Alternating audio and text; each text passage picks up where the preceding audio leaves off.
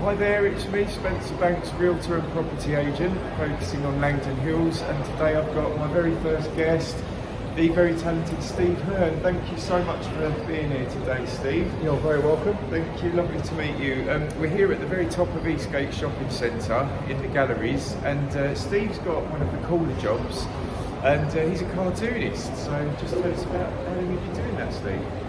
Well, I've been drawing since I was a very small boy, something I've always done and loved.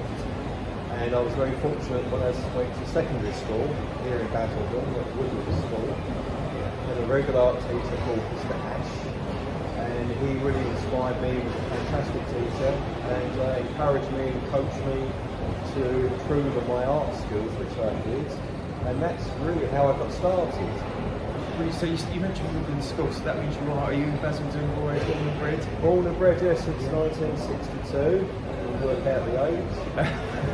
You got a lot younger. Been here all my life, and we still live in the borough, over near Great Berry, over that way in Langdon Hills. And we love it here, it's great. But so interesting times, that was all through what would be the 1970s, growing up there as a boy and teenager.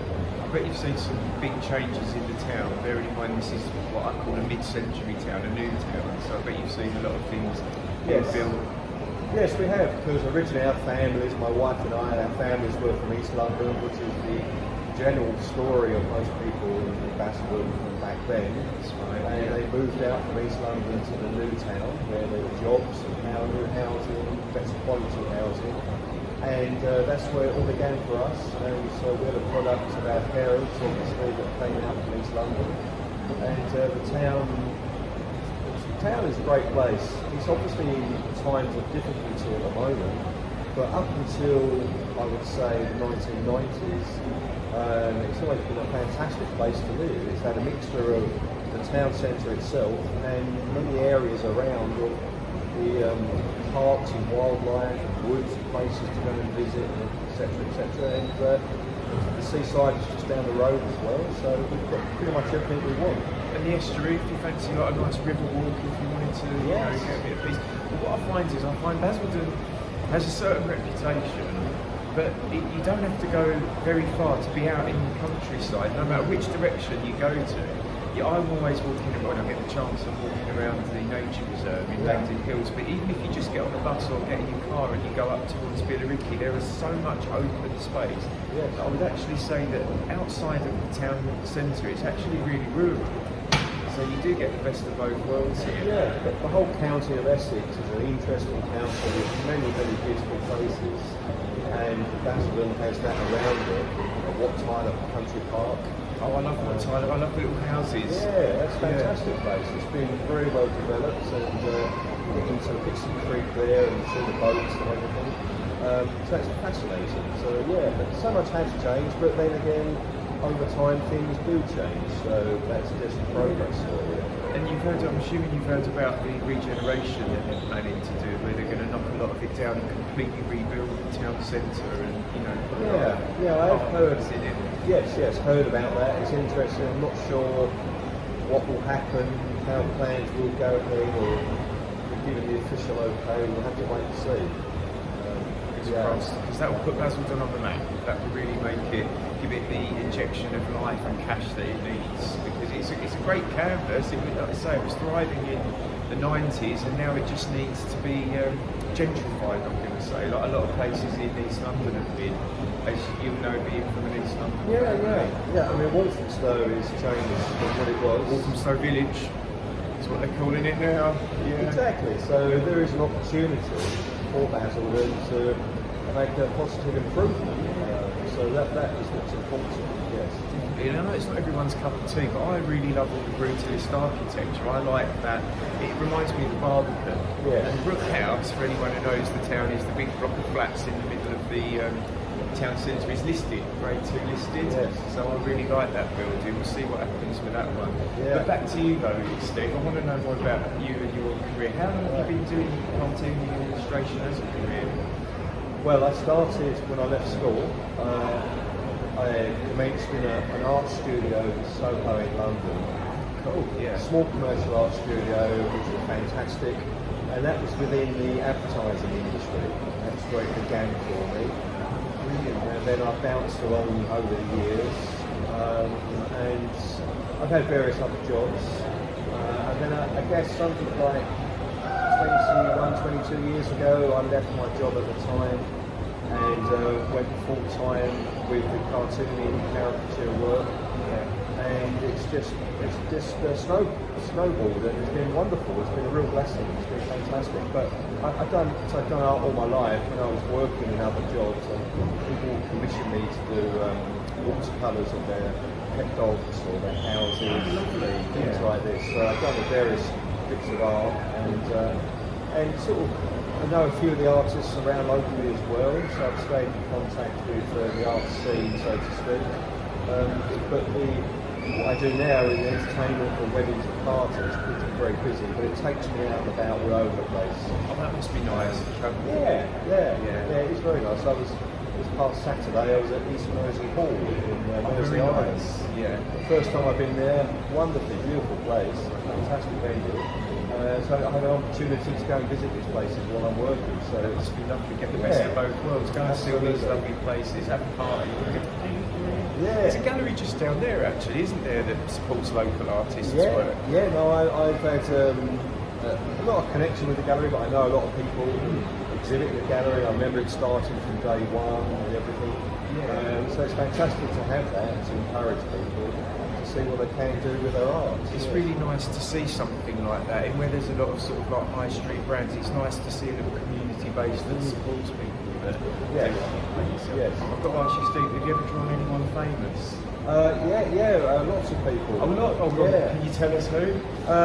Well, this time last year I was at a party and one of the guests there was Rod Stewart and his family. Oh wow, So I got to legend. they've got to draw Rod and the boys.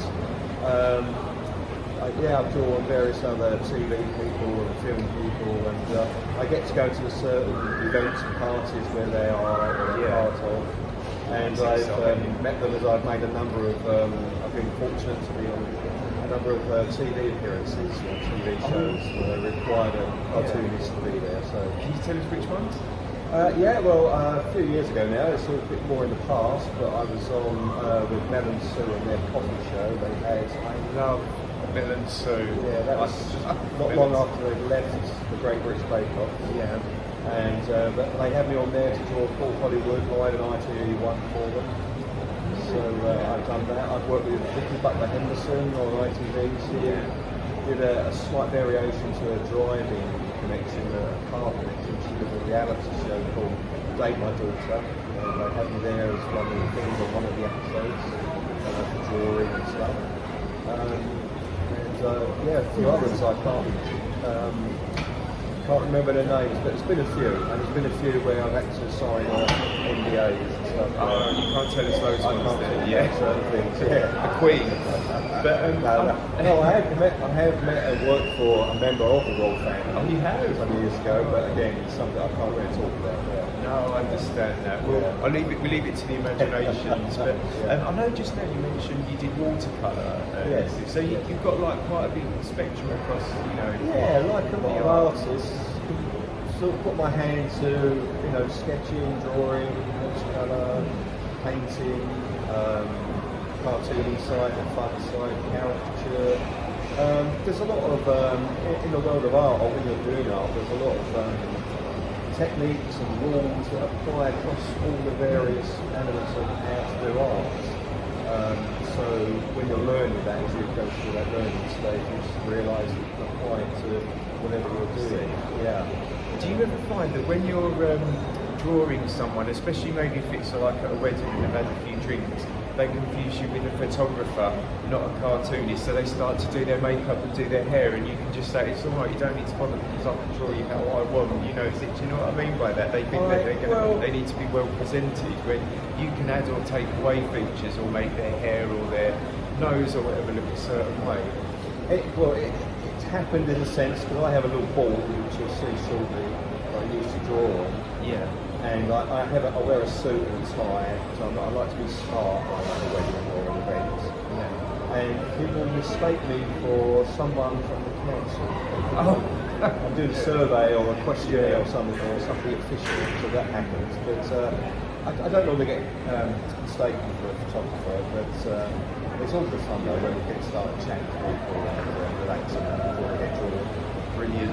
Well, you've actually really kindly agreed to do one of me to show off your talents live. Well, live for me now while we're making the video. Yes. So yeah, if that's all right, we can get cracking with that.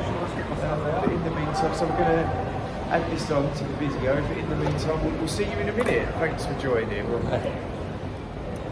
Welcome back, everyone. It's me, Spencer, here with Steve, and Steve's about to live draw me. So I'm really excited about this. And this is what you'll get if you book Steve for a party or a wedding or a function. And looking forward to how this is going to turn out. So Steve, how do you sort of like, if you're drawing Janet Street Porter, for example, you're going to accentuate the teeth.